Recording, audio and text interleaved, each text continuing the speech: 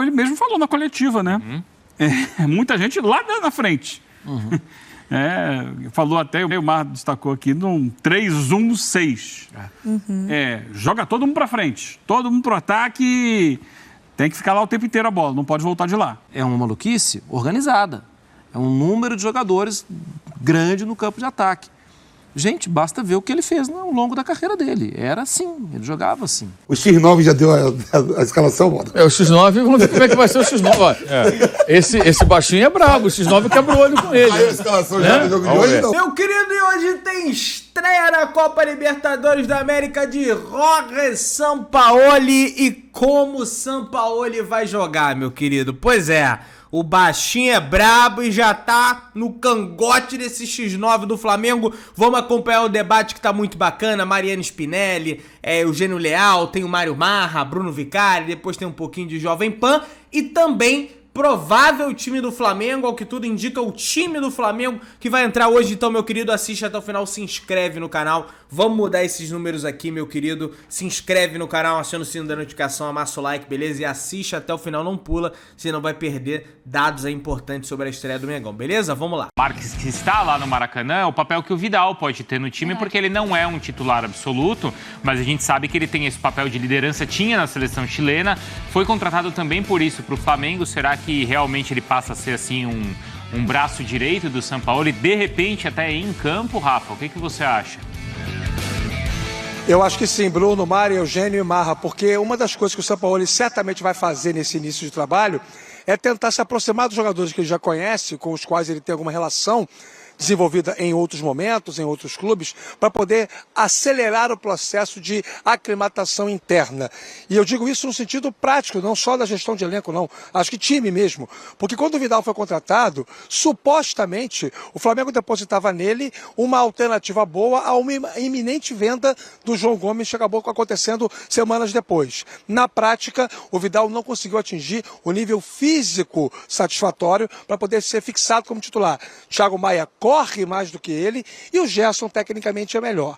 Na prática, pode ser que o Thiago Maia perca a vaga, pode ser que o Sampaoli encontre uma forma de colocar os três juntos em campo, enfim, existem N possibilidades. Só que o que vai dizer, efetivamente, o que o Sampaoli vai decidir é o campo. É o que a partida mostrar.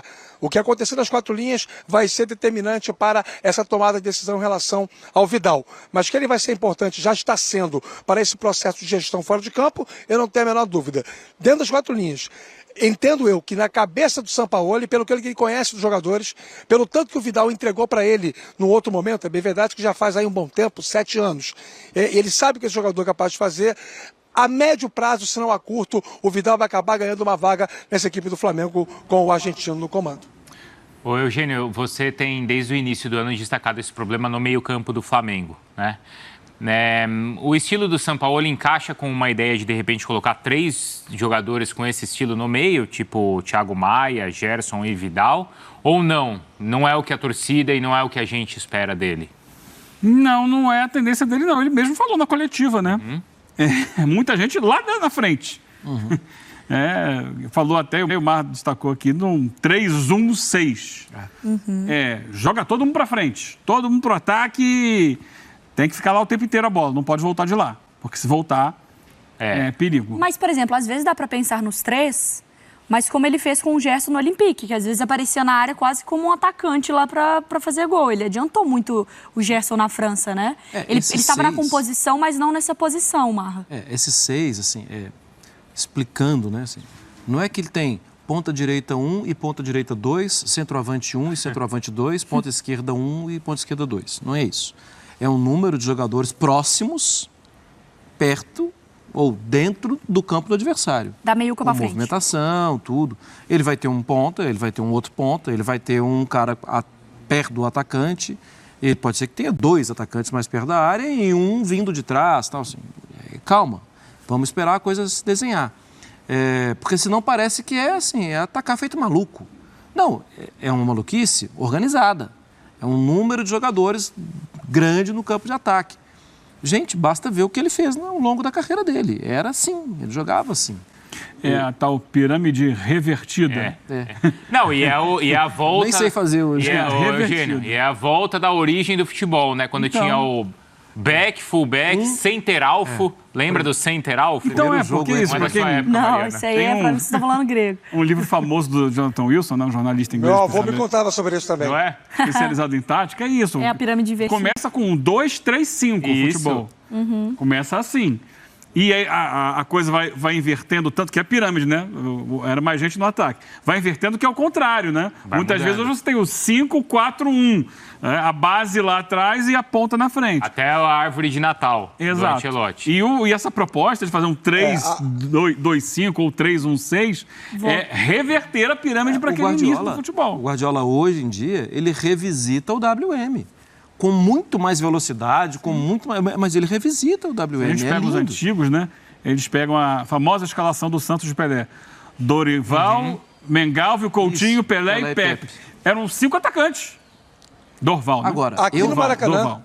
não era esse estádio, era outro estádio, né? Ainda o Maracanã antigo, mas 73 anos atrás, o Brasil perde para o Uruguai a Copa de 50, jogando com Barbosa, Augusto e Juvenal, Bauer, Danilo e Bigode, Friaça, Zizinho, Ademir, Jair e Chico.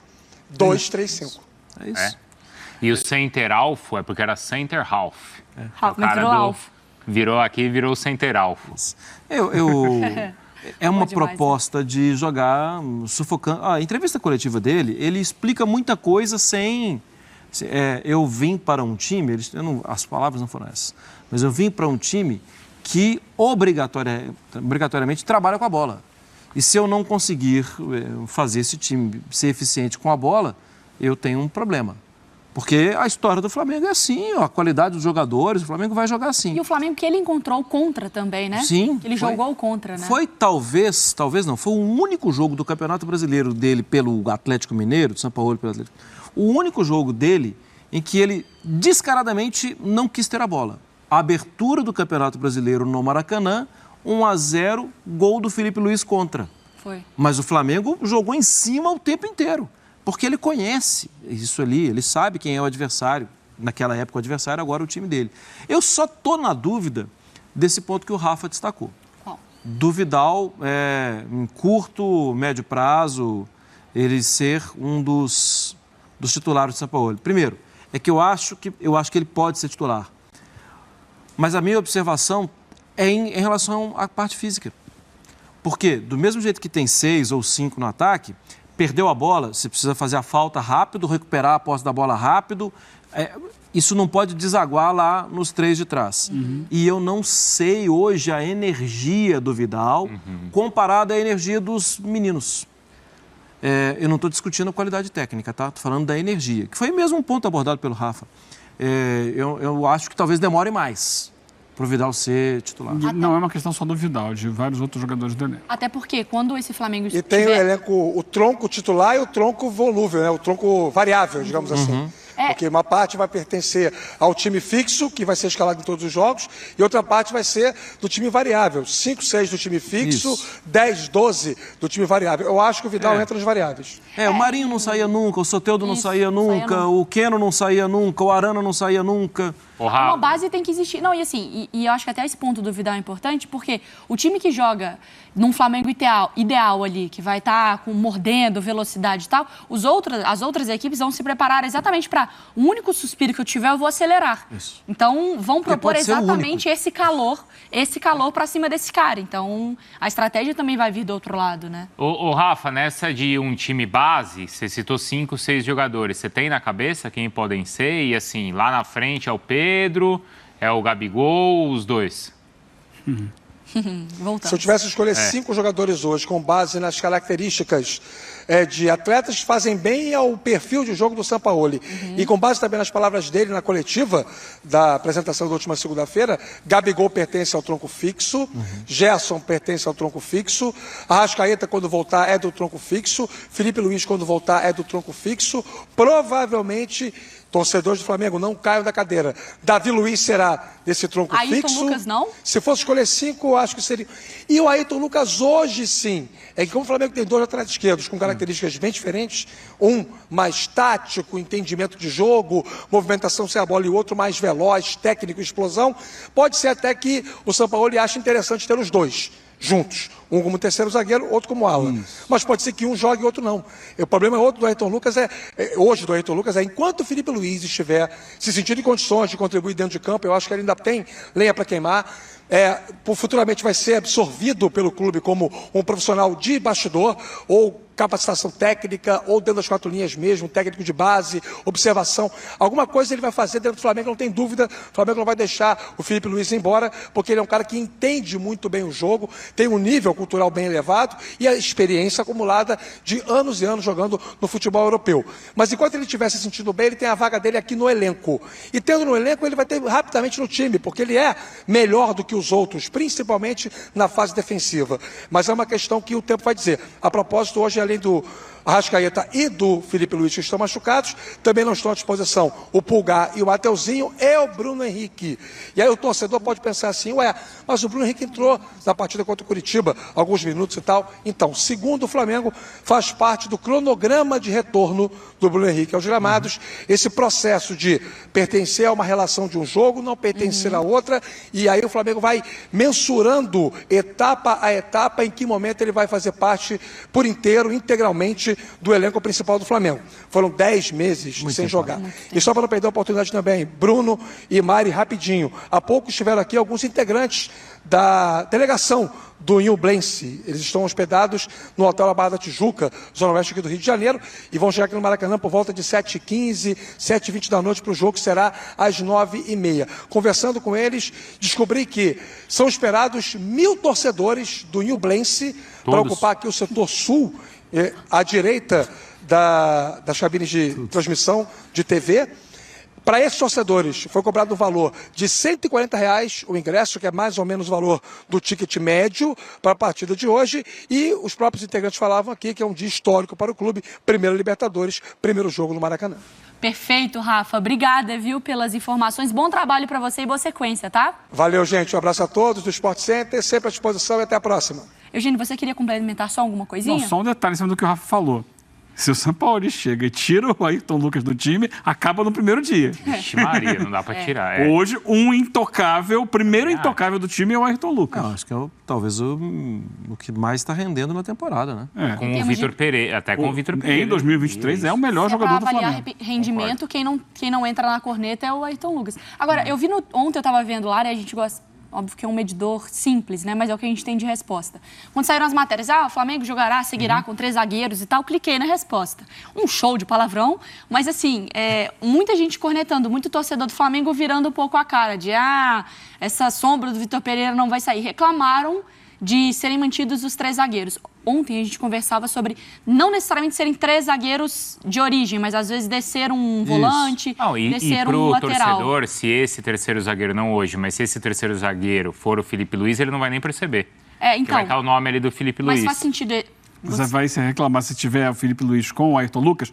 Olha só, 2 laterais esquerdos. Mesmo que cada um deles faça uma diferente função. Por que o torcedor é tão traumatizado com essa questão de 3 zagueiros?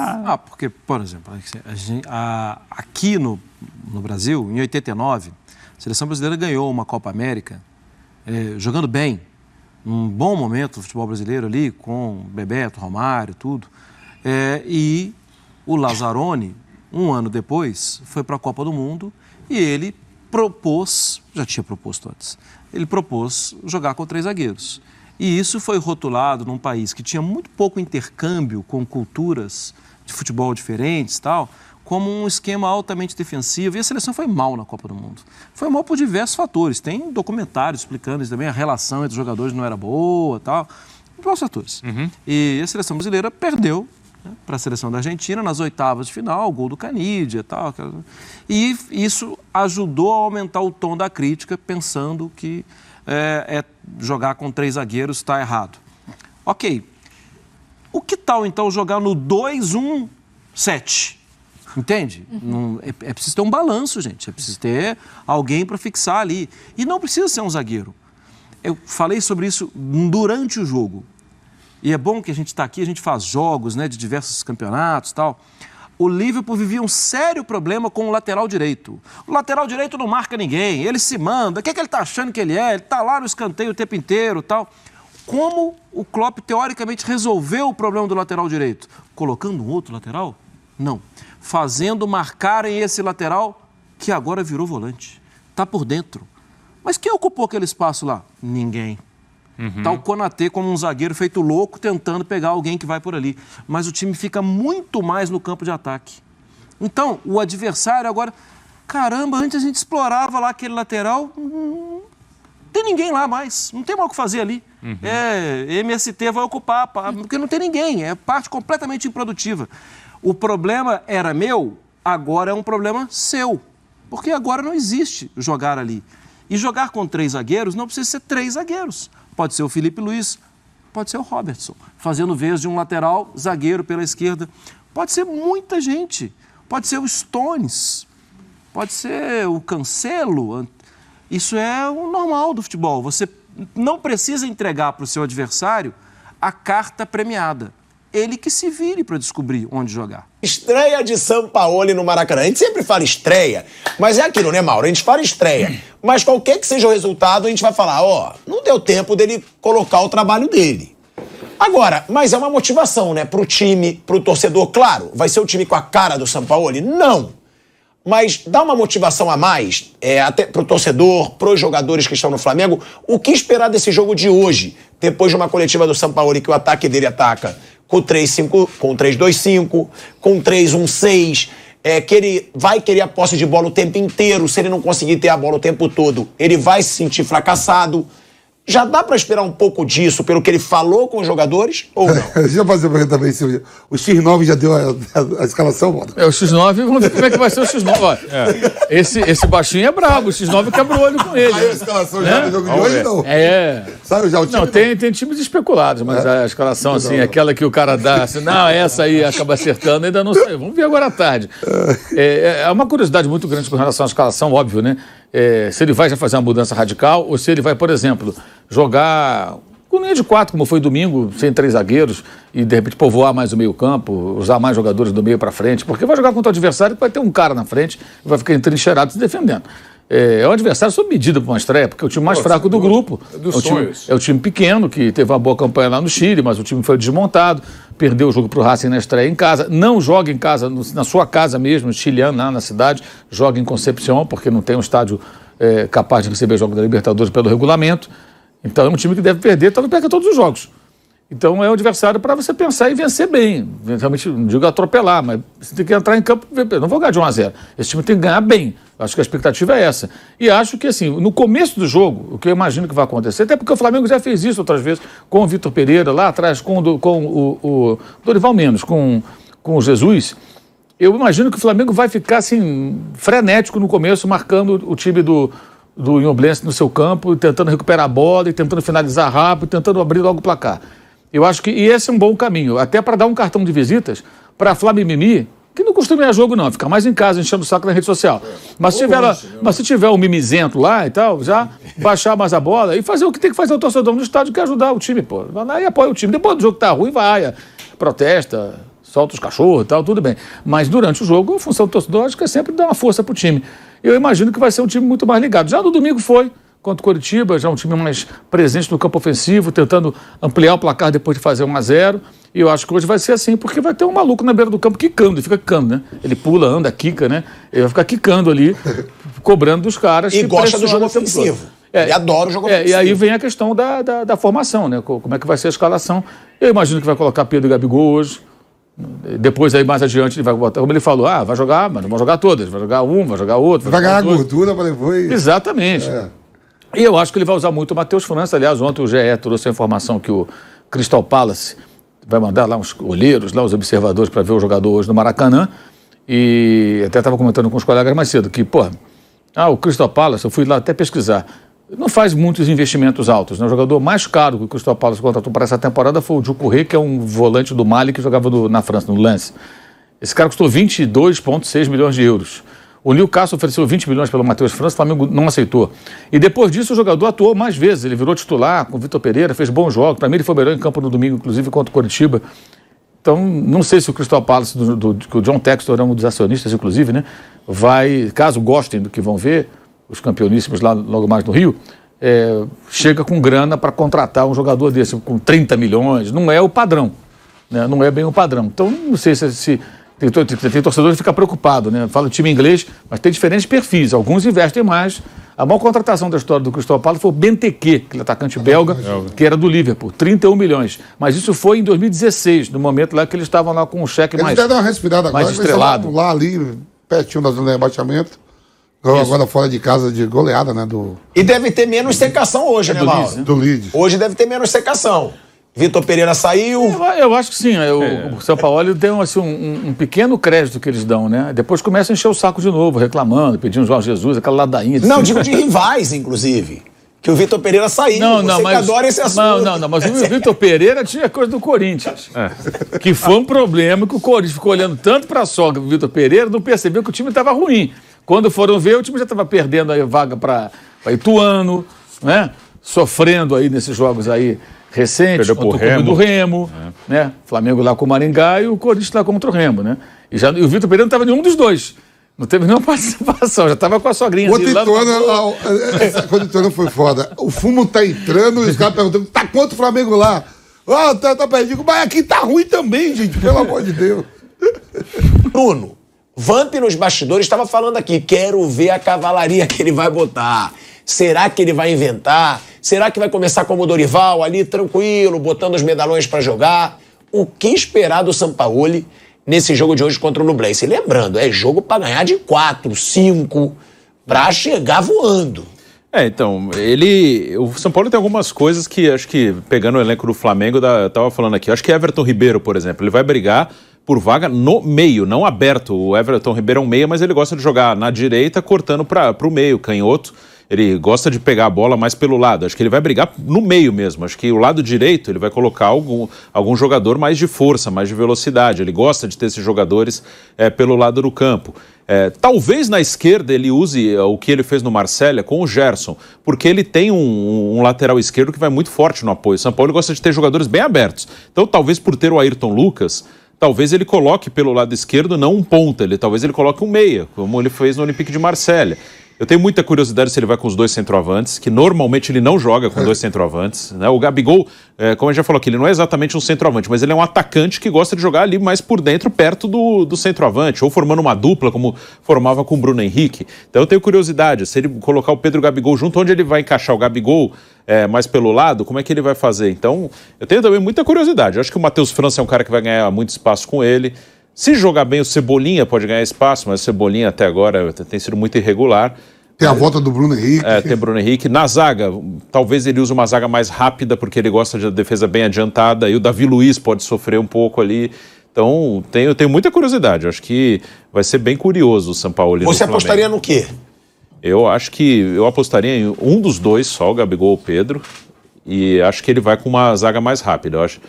Se fosse para apostar quais estrelas poderiam ficar no banco, talvez o Davi Luiz e um dos dois centroavantes, mas vamos ver. Galera, e a gente tem aqui a escalação do Flamengo, né? Abrindo aqui o site do Globoesporte.com, né? O Mauro até comentou ali, o X9, não sei se é bem assim não, porque o X9 tá todo vapor, já vazou aí, né? Que o Sampaoli treinou muito intenso e coisa e tal, aquela conversinha toda, mas vamos lá, gente. Tem aqui, vamos à escalação do Flamengo, provável, ele bota até provável aqui, vamos ver se vai se confirmar realmente na prática. Santos, Varela ou Wesley, eu acho que ele vai optar pelo Wesley, porque o Wesley é mais ofensivo, é um jogo pro Flamengo jogar de forma ofensiva. Fabrício Bruno, Léo Pereira e Davi Luiz e Ayrton Lucas. Thiago mais Gerson, talvez o Gerson com a bola atue até mais no ataque, com o Sampaoli, assim como no Olympique de Marseille. Everton Ribeiro, Gabigol e Pedro. Pode ser que alguém aqui perca a vaga pro Matheus França. Talvez o Everton Ribeiro, que é mais lento, ele gosta de velocidade para marcar pressão ali, recompor, enfim. Vamos ver em breve como vai ser esse time do Flamengo, mas não deve sair muito disso aqui não, tá? Galera, dá aquela moralzinha, se inscreve no canal, aciona o sininho da notificação, amassa o like, tamo juntão, saudações de Brunegras.